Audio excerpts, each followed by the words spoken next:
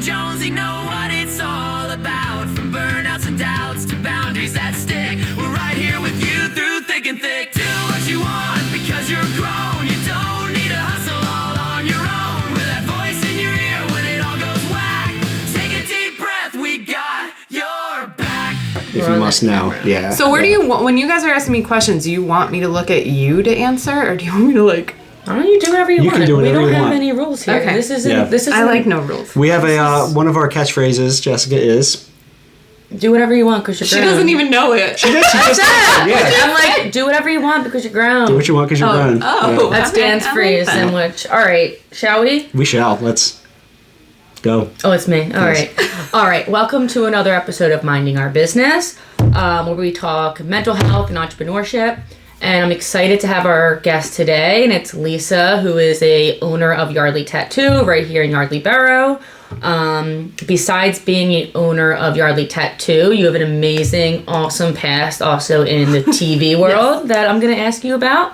But first, why don't you just tell us a little bit about yourself and kind of your journey to Yardley Tattoo? Fuck, you might have to like rein that in because I could go. You rein How it- old? What age am I starting? You rein it in. All right. So we moved to Yardley Tattoo in we moved to Yardley in 2021. First pause, who's we? My husband and I. Your and my husband, family, yes. yeah. Yeah. So my husband and I own the shop together, and we moved our family. We have 2 little kids. We moved here in 2021, and we opened the shop like, I don't know, 2 months or so after we moved into our house. Like, I can't tell you, like, stress enough that Yardley Tattoo was furnished, like, before the house was, you know? We kind of went, like, right into it. But we moved from Jersey, and when we first got here, I actually was still working in television production. I was mostly remote. I was a production coordinator, manager, and sometimes I would produce or line produce. And I did that for, I don't know, maybe in total like 16 years. Oh, wow. Before leaving to manage the shop. And we started as a private shop. It was just Max. So he was the only artist in there. And then eventually we had people inquiring about apprenticing under him. And we kind of rolled into that, and that became successful for us. So it just was like a no-brainer. It was a no-brainer for him to see me as the person who would manage the shop. Yeah. It was not a no-brainer for me. I was like, I only know TV production. And it took me a while to get out of my own head and realize that I had transferable skills and I could actually do something else. But yeah, I think out of all the places we've lived, Yardley has felt like a place we belong in. We've been more embedded with the community. Even compared to like where I grew up in my hometown, I feel more at home here. I feel like when you own a business in Yardley, like, people consider you a home. Yeah. Like, when I talk about everybody in this city, like, honestly, you're one of the first people that I mention, like, if I'm like, oh, like, who are the businesses that are impacting the town? Like, Lisa from Yardley Tattoo. Aww. Well, it's because, especially the social media aspect, like, you highlight a lot of places in town that aren't just you. Yeah, so, all right, that was a very natural fit because we started the business and we were new to town.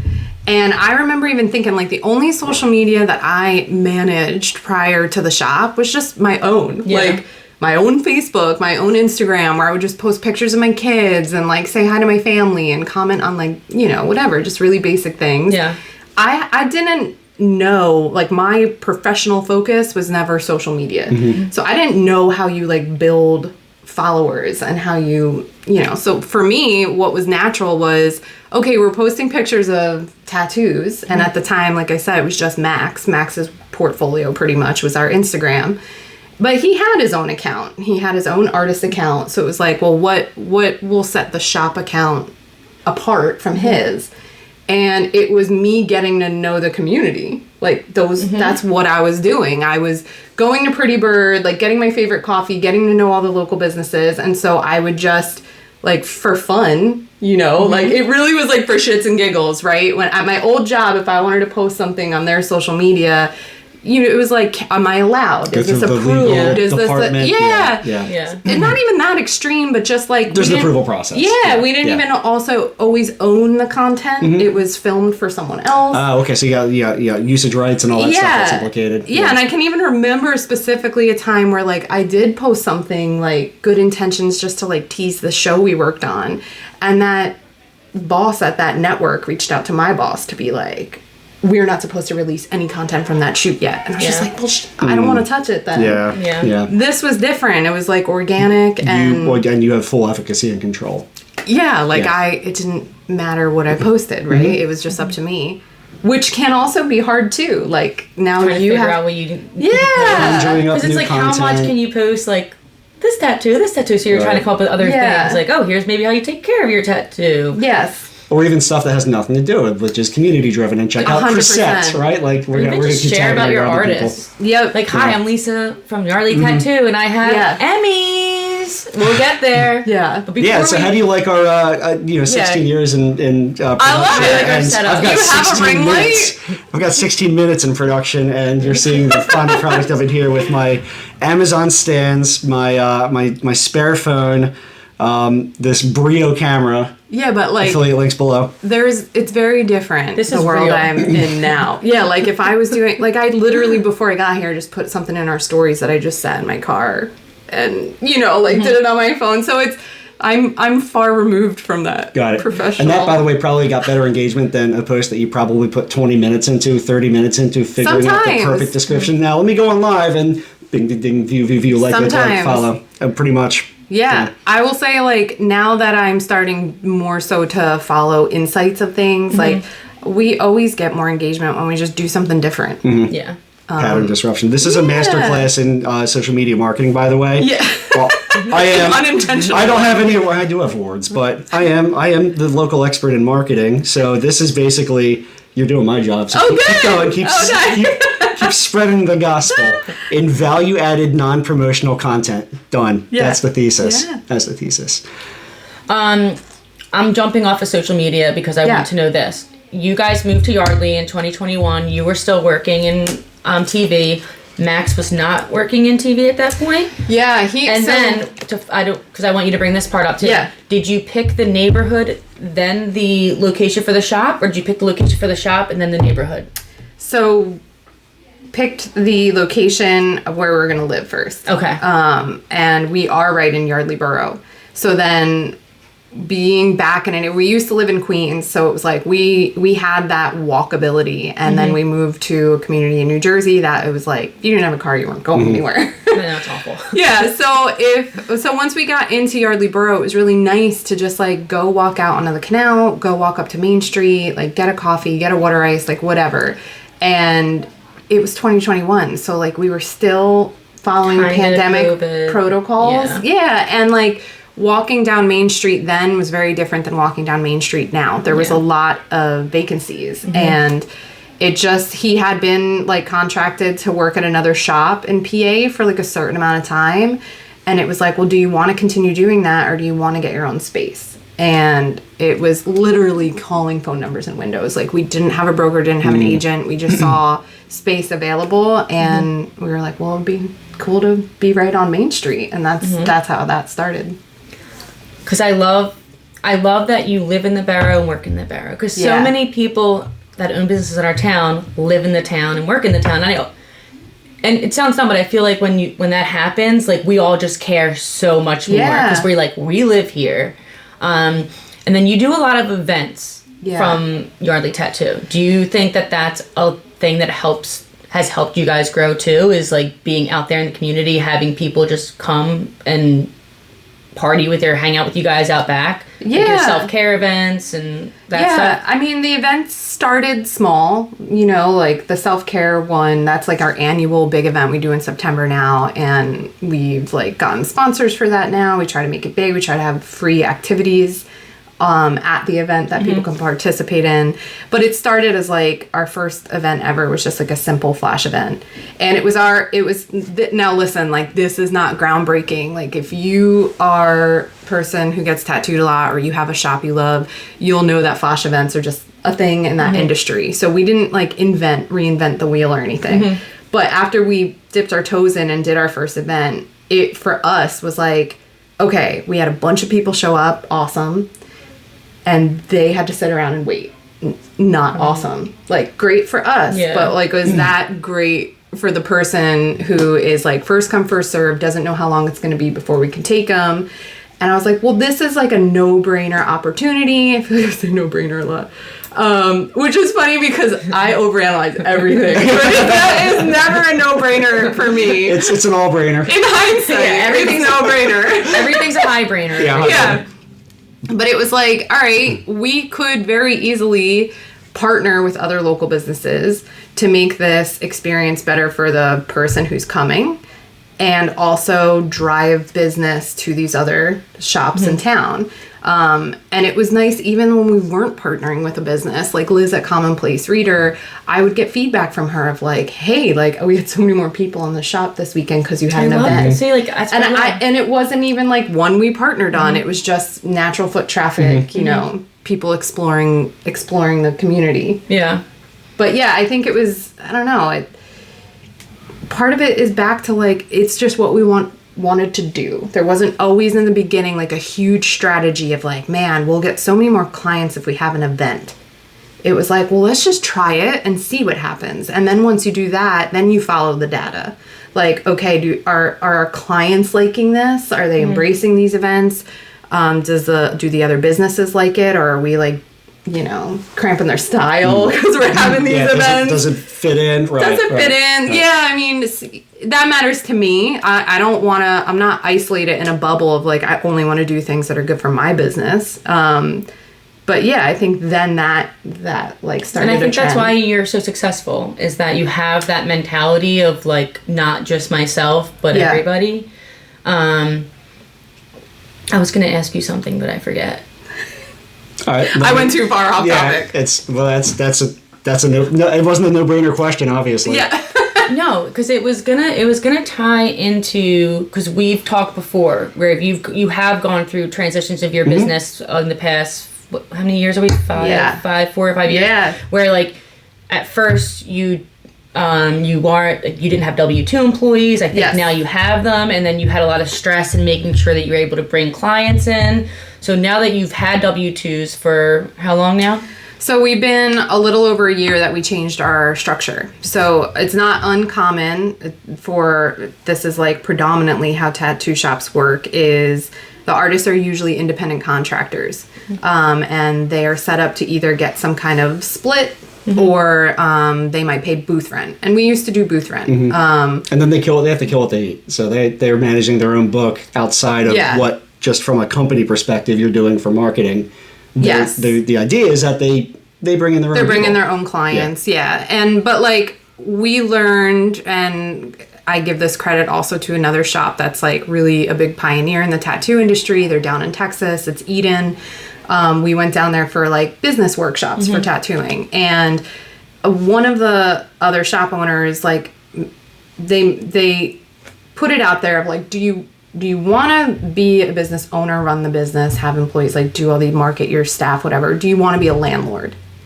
And there's nothing wrong with being the landlord, but we realized like, no, we don't want to be a landlord. Like we like having the team. We like being a part of the team. We like to market for them, put their work out there, get them clients. We love that we have this like open chair policy in our shop where like you can come see Louisa and then also see Claire and Max, and you know, like it's we have clients that have been seeing Max for a long time and now they go to our newer artists, or vice versa. They came in because they saw something in one of our newer artist portfolios and then they bop around the shop.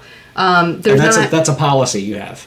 It's a culture. Okay. I wouldn't even call that a policy. Like I don't feel like we enforce it. I think we all have the mentality that like this, if the business and the shop is doing well, then every artist in it's doing well. More pie, right? Yeah, like we're not going to be competitive. And then also clients feel that. You know, we're in an open floor plan. You know, everybody kind of hangs out when they're in our shop. Even if you go to another tattoo shop that maybe is like a little bit closed off, but like if the artists there feel like they're competing with one another, that you feel that energy as a client. If it's like a car dealership, honestly. Yeah. And I used to work for them, and even though it should be collaborative, each salesperson is against each other. And from a client perspective, it's terrible because what if that person's not available? Oh, I can't work on this sale because it's gonna whatever and step on that toes. And then from a client perspective and experience, it's trash. Yeah. And nobody wins in that case. I've been also like, not now. I go to Pure Eco Wellness on Main Street, and shout out to Pure Eco Wellness. I love that. I love that spot. I mean, we have so many great salons in the borough, so shout out to all of them. But I remember back in the day, I used to go to salons, and it was like I would get a haircut, and then I didn't like that haircut. I would leave and find another salon. A whole different building. Because I would feel like, oh my gosh, if I go back and I don't see that same person, like they're gonna be mad, they're gonna be offended. So like, why would you want that culture? Why would you want to drive somebody like to a totally different business? I like how you realize how, as a business owner, how important it is to lead the culture in your business and not making it. And I like how you can build your own culture. Yeah. And I know from experience that if someone sends you an inquiry and shows you a picture and you know that that artist may not be the best, because I know that Max does realism, you'll say, hey, Max is more this. Look at this person's books. Yeah. And like, I like that collaborative because you want the best for that client. Yeah. Like Max is probably an amazing artist in all of it, but you're like, maybe Louisa can do fine line a little bit more. And I love that Max could be like, yeah, give me everything. I think it's also a big part of why we decided to change the business structure and truly employ our artists, and it's twofold. So one, for their sake, we are trying to take like the administrative aspect off their plates. They're creatives. You know, like they're thriving when they get to focus on their art and their craft. When you are a subcontractor and you're doing your own booking and you're doing the creative, well, that's a lot of left brain, right brain that like not everybody's good at managing both. And then not only is it a stress for the artist, but it can also be like a longer turnaround to hear from somebody when you're on the client side. Or if, say, they reached out to one of the artists and they were asking for a style they didn't do, well, now they're kind of like passing them around, like try this person, and they have their own inquiry form, and then so like now it's nice because everything is cohesive. Like we might have different forms on the website based on what the client knows they want to do, but it's all going to a booking manager, and right now that's me, and I'm filtering through every single request. And like you said, like if it comes through the general form, but I identify that it's someone who always sees one artist, I can be like, all right, well, I know who they like. Or if it comes through somebody's specific form and they're asking for a style they don't do, I can feel that out. Like, hey, do you have a relationship with this artist and you really want to work with them? Then maybe consider this style. Or I can see if they can go to somebody else without like having them be pushed around and passed around, right? Well, because you're still that point. You're still the concierge at that point. Yes. So that's a differentiator. You're not just being like, all right, Max, go talk to that person. Louisa, go talk to that person. Yeah. And then Max sends it to Louisa, and then there's probably 3 other people whose names I don't know there. Yeah. You're still. And we keep naming the same team. And obviously there's more than that. Yes. But, because I was actually never there, even though we thought I was. Yeah, oh, I know. I'm sorry. This is like anyone who has this is my husband, Joe. Yeah.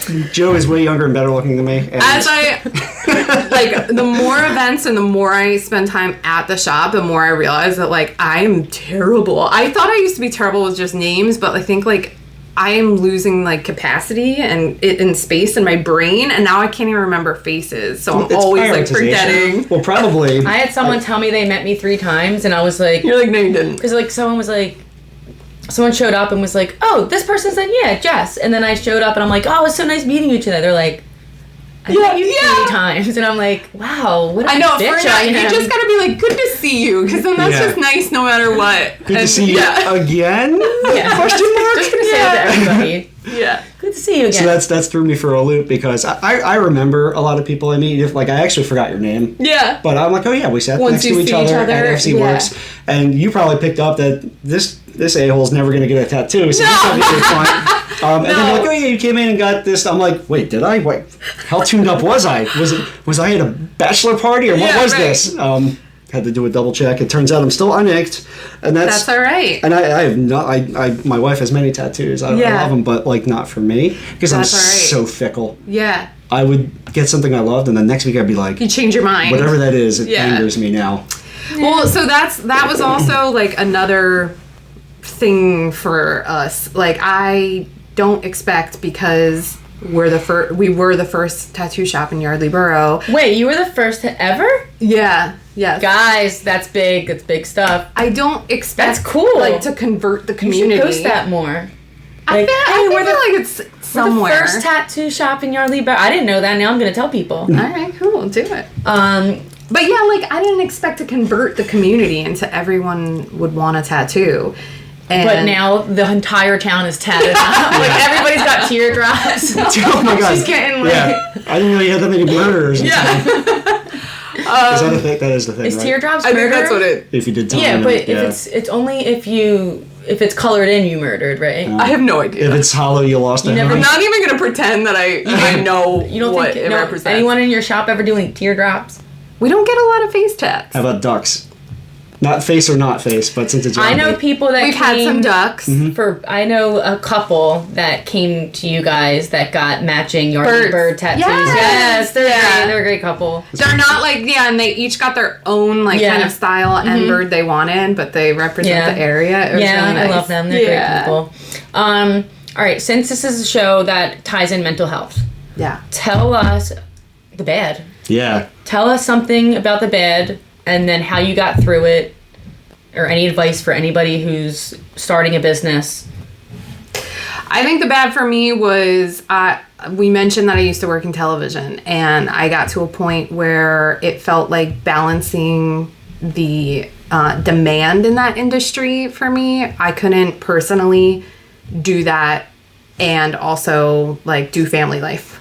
And I got to a point where I was always busy, always felt busy, and I would kind of be a little resentful that like my kids were getting off the bus because like I wasn't done working.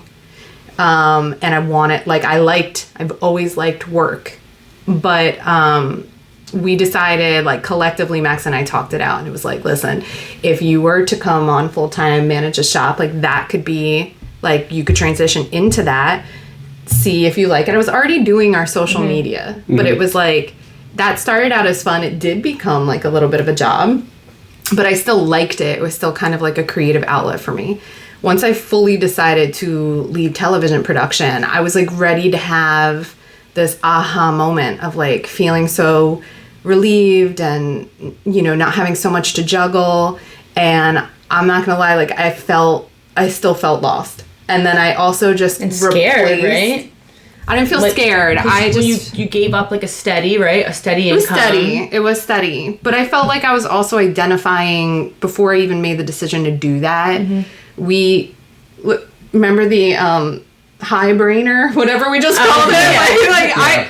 I didn't do it willy nilly. Like I gave my prior job like 2 months notice. I helped them like train somebody that would replace me. I had to feel okay that I was leaving. You them. planned it. Planned it. And like my job, I was like, bye. Burn the boats. Yep. It's pretty much goes either way on the show. Is the risk mitigated or the burn the boats and full steam ahead in the torpedoes? No, I mean I had budget spreadsheets. Like I wasn't scared, but I was waiting for this like relief, and I didn't feel that relief. And that's actually when I started going to therapy, because I was like, I still feel stressed, and I left what I thought was the source of my stress. And I feel like everyone is super annoying. Like, my kids are annoying me, my husband's annoying me, my family's annoying me, my friends are annoying. And I was like, well, that can't actually be true. Like, they can't all be that annoying. Maybe I'm the problem. I'm the problem. I'm easily annoyed. Like, let me figure out why and what's going on.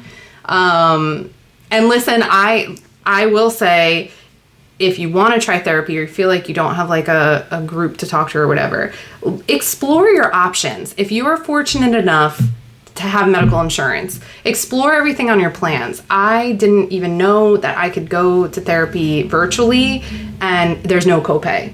And that's not going to be everybody's plan. But then also there's other great resources in the community, like NAMI, National Alliance for Mental Illness.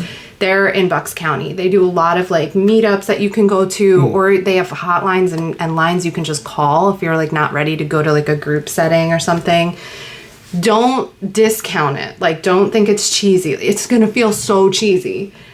Or, you know, maybe a little too vulnerable. But I still go to therapy now, even though I feel like a lot of the things I started for are better.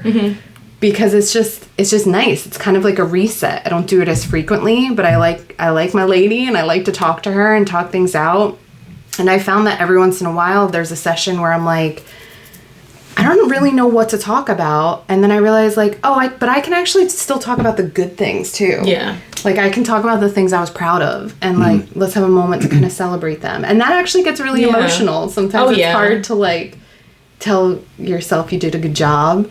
It's not easy when you're, I mean, just the fact that you're going to therapy means that I do it too. I'm questioning things about myself, my self-confidence, therefore, forcing to celebrate an achievement. You know, it's a paradigm ignition, I guess. I just invented that phrase, paradigm ignition. Good for you. Thought you were pulling a quote or something. You're like, my therapist taught me that term. Therapy, did you do any of it before, or is it just when you started to be a business owner, you're like, fuck, I need some help. I'm crazy. I don't think it was owning a business that made me realize I needed to try therapy. I don't think that everybody's was still the annoying connection. You. What? Everybody's still annoying you. Yeah, and also I found that like when I thought my prior industry was the source of my stress, and then I eliminated that stressor and replaced it with other things.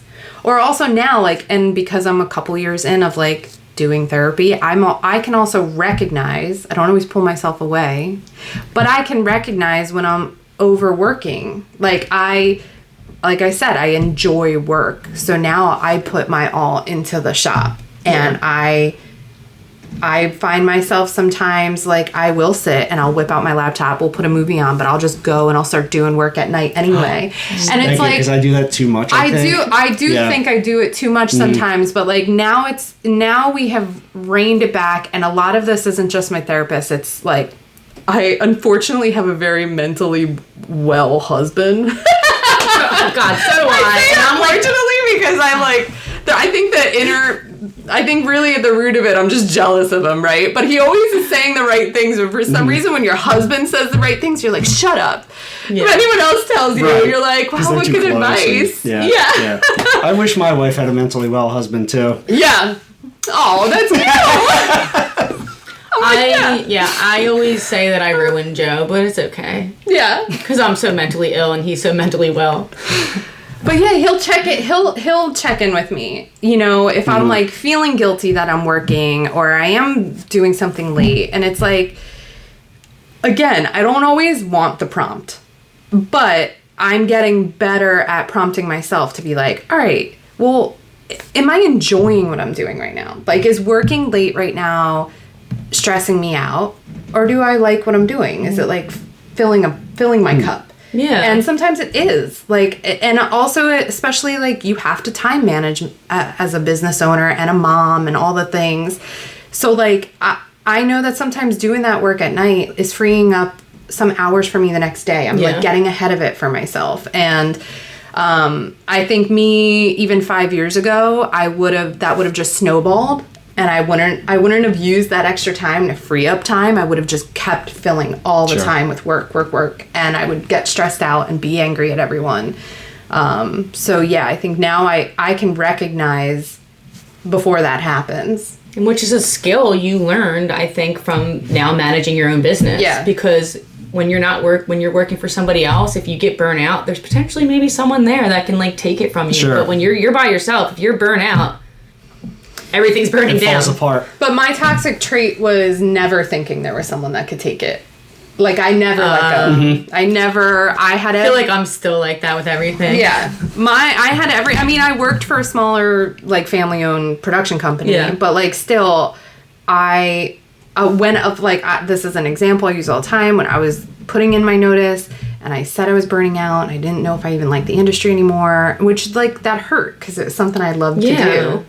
And he said, yeah, you do too much.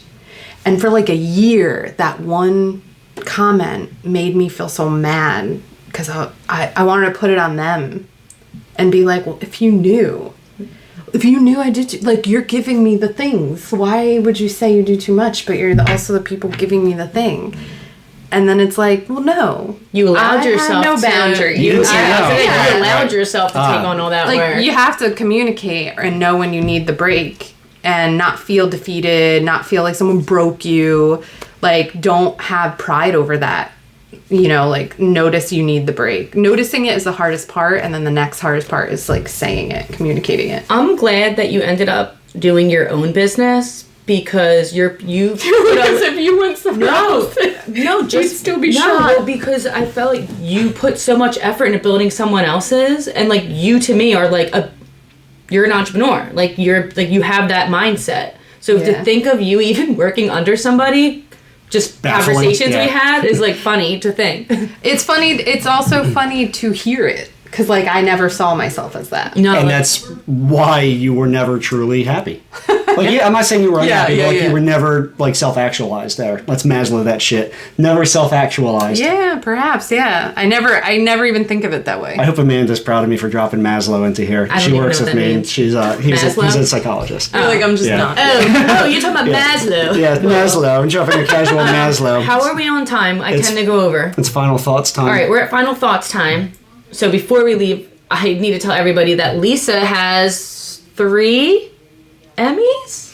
I have 2 physical. 2 physical Emmys that she got in her time in production, TV production, and I think that is a huge accomplishment, and I always brag to people that I know someone who has an Emmy. Max put one in the shop. He sure did. That's sick. I'm gonna come see it. So I want to say that first, and then I want to give you just a minute. What's a final thought for anyone that was you 5 years ago or 6 years ago? Oh shit, that is like. Like, give me Way give me hard. that one line that's like a motivational line. Hashtag go get it, bitch. Hashtag fire your boss. I don't know. That's really hard for me to answer, and I've like been trying to do an exercise like that recently, and I mean Let's frame it this way: you're everybody's pissing you off, everybody's annoying you. Now you identify that, and you have a go-to mechanism that's like a stopgap. What would that be? I think it's I don't know. The no-brainer one, if you will. This is so bad, but it's like I really like do the thing. I don't want to steal Nike's just do it, because like they already got that. Just do the thing. Just do the thing. Yeah. Yeah. I like do the thing because like I sometimes like I take too long to analyze, or I am not a risk taker. Don't overthink. Execute. Yeah. But that said, There we go. Execute. Put in final the work thought. and let your results do the talking. yeah. Or know when you can't do the thing. Like just you need the break. Equally important. Equally important. Take care of yourself. I have final thoughts. I don't like final thought is not a thing for me. Got it. Yeah, she has final paragraphs. Yes, And exactly. her friends, the Emmy twins, agree with her. All right. Well, there's 3, right? But We end every one of these shows the same way. Okay. We don't know why we do it. I mean, we do because I said we should. We don't know why we do it, but we're going to keep doing it because everybody has done it. Uh-oh. We do it with a leg we raise. kick. Leg Oh raise. my god. Well, I'm glad I like my shoes Yeah, they're today. great. You got the Jordan Air Force Ones. These are new. Red accents. You're doing your best, and some days it's a mess, but you're showing up still, so we're very impressed. Feeling the pressure, yeah, we relate.